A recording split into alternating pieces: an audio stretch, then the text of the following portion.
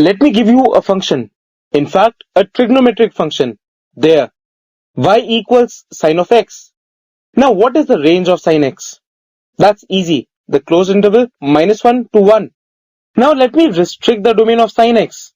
And I restrict it to the closed interval -pi/2 to pi/2. And then I draw this graph. Now observe the graph carefully. You can notice two important things. Firstly, for distinct values of x, the values of y are also distinct. You see that, right? Now what does this mean? If I restrict the domain to the closed interval -pi/2 to pi/2, then the function sine of x is 1, 1. Secondly, what is the range of the function? That is the closed interval -1 to 1. Now sine x takes all the values between -1 and 1, including these two values as well. So what does this imply? Every element of the range is an image of some x that is under the sine function. So we can say that sine x is also an onto function. So we have sine x is 1, 1 and it is onto under the domain -pi/2 to pi/2. You know something?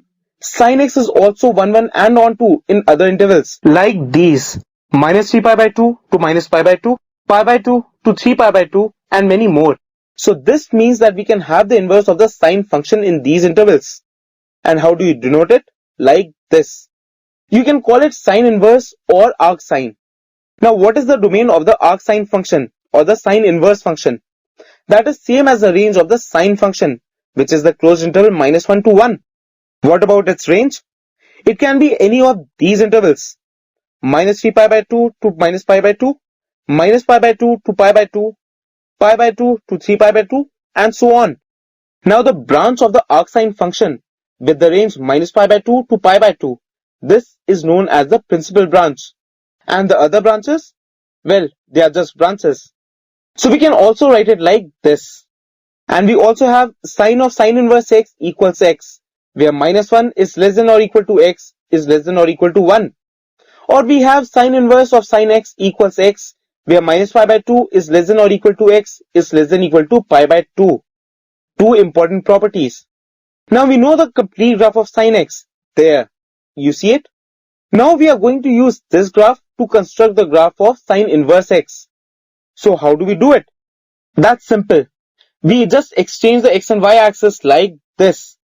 So this is the graph of y equals sine inverse x. Let me also highlight the principal value branch. There. The closed interval -pi/2 to pi/2. So this is what the sine inverse function or the arcsine function is all about. We know its domain, we know its range, the principal value branches, the other branches, its graph, and two simple properties.